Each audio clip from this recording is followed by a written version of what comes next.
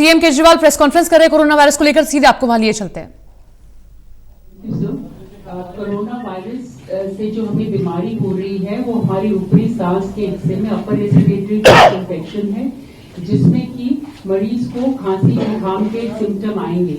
ये कीटाणु जो है वो एक व्यक्ति से दूसरे में संक्रमण से फैलता है, मतलब कि एक से दूसरे में जाएगा। कैसे जाएगा? जब व्यक्ति छींकता है, खांसता है, तो वो एक प्रेशर से इन कीटाणुओं को अपनी छोटी छोटी ड्रॉपलेट्स में बाहर निकालता है। ये ड्रॉपलेट्स इस केस में 1 से 1.25 मीटर की दूरी पर जा सकते हैं। तो सबसे पहले हमारा निवेदन यह है कि जो भी मरीज जब भी छींकता या खांसता है तो वो अपना मुंह कवर करे, ताकि ये सामने वाले के मुंह पर या उसकी आंख या नाक के किसी भी मेम्ब्रेन के संपर्क न आए। मुंह कवर करने के लिए यदि उसके पास टिश्यू नहीं है, रुमाल से करेगा तो बार बार रुमाल कहीं ना कहीं कॉन्टैक्ट में आएगा। टिश्यू से कवर करे और उसको इमीडिएटली डिस्कार्ड कर दे सेफ तरीके से, या फिर कोनी से करे। कोनी से करने का फायदा ये होता है कि जब अगर आपने हाथ से ढका है तो ये हाथ आपके जगह जगह हर चीज को छुएंगे। कोनी जो है आपकी दूसरी चीजों को नहीं छूती। तो एक तरीका तो हुआ उसके सांस में से निकली हुई छोटे छोटी ड्रॉपलेट्स। दूसरा, जो ड्रॉपलेट सामने नहीं गई वो नीचे किसी सतह पर गिर जाती है। ये सतह पर से खुद उड़कर हवा के जरिए दूसरे मरीज के पास नहीं पहुंच रही। ये तब पहुंचेगी यदि कोई व्यक्ति उस सतह पर हाथ लगाएगा। अच्छी बात यह है कि ये जो ड्रॉपलेट है इस पे जो हार्ड सर्फेसिस पे उम्मीद है कि ये 2 दिन में खत्म हो जाती है इसकी लाइफ, और ये मर जाते हैं खुद, और सॉफ्ट सर्फेसिस में 7 या 8 दिन तक। तो जब भी आप किसी सरफेस को हाथ लगा रहे हैं तो ये आपके हाथ में आ गए कीटाणु, और ये फिर आपकी नाक, आंख और मुंह के जरिए आपके अंदर जाएंगे।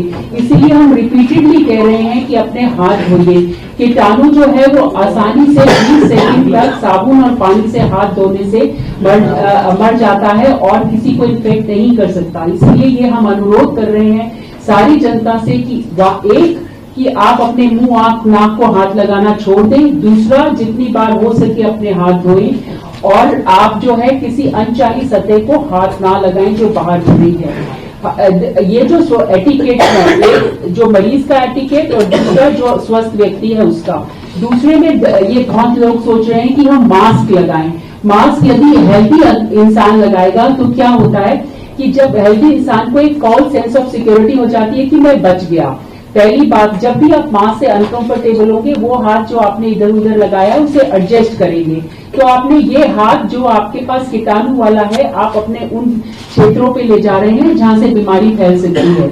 दूसरा, मास्क पहनना है उस व्यक्ति ने जिसके सांस के जरिए ये जो है फैल रहा है ड्रॉपलेट्स, सो दैट जब वो खांस रहा है, बोल रहा है या छींक रहा है तो वो उसके मास्क के अंदर रह जाए।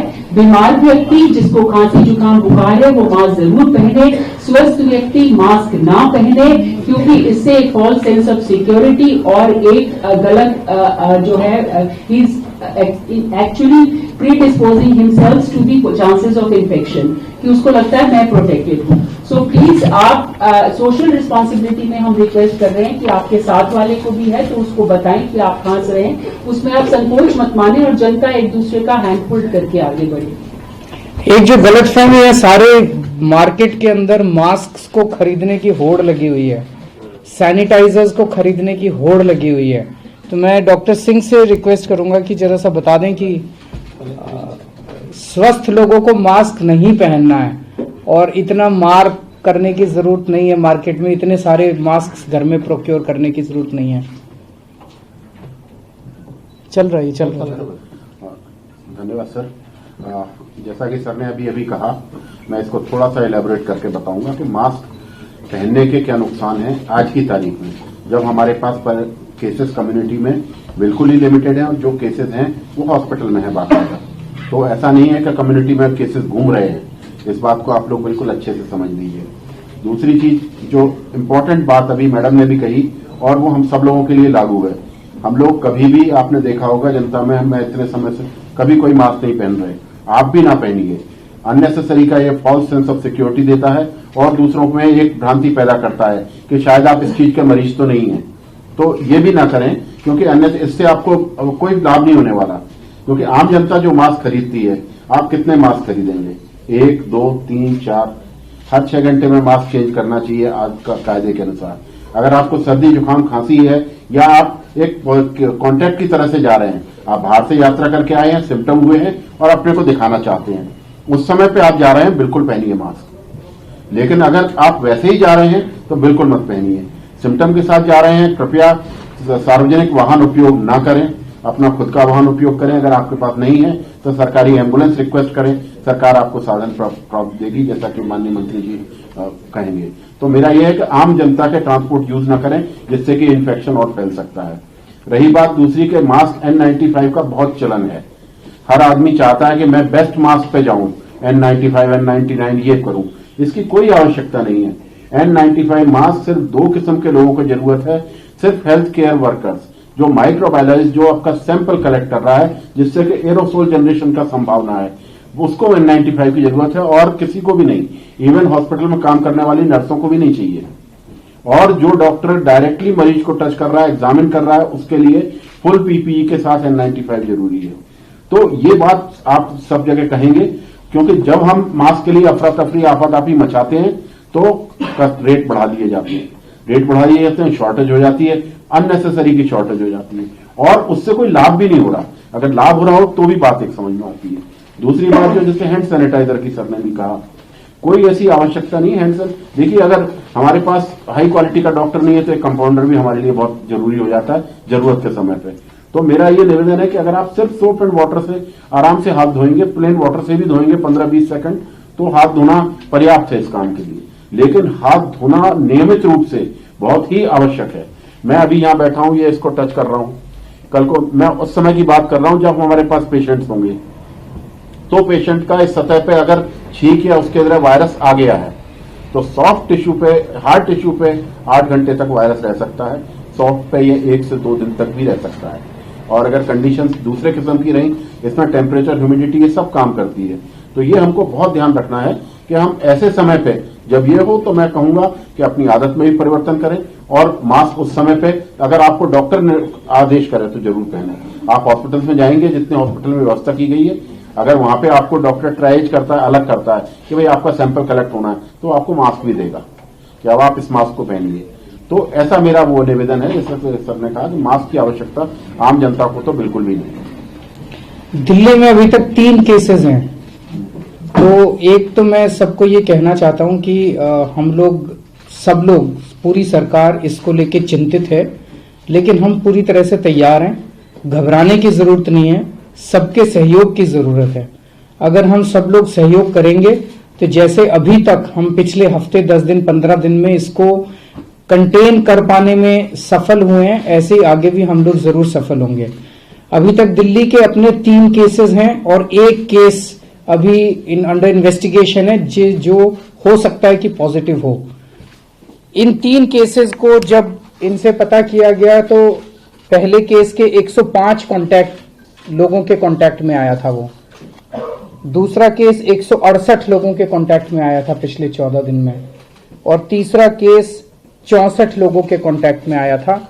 जिन जिन लोगों के कांटेक्ट में पिछले 14 दिन में ये लोग आए थे, उन सभी को हम लोग आइसोलेट कर रहे हैं, उन सभी को हम लोग सैंपल्स कलेक्ट करके उनकी चेकिंग कर रहे हैं कि उनको तो कभी नहीं हो गया है। एक बार रिपीट कर दीजिए, तीनों केस कितने? पहला केस जो है वो 105 लोगों के संपर्क में आया था, दूसरा केस 168 लोगों के संपर्क में आया था, तीसरा केस 14 लोगों के संपर्क में आया था।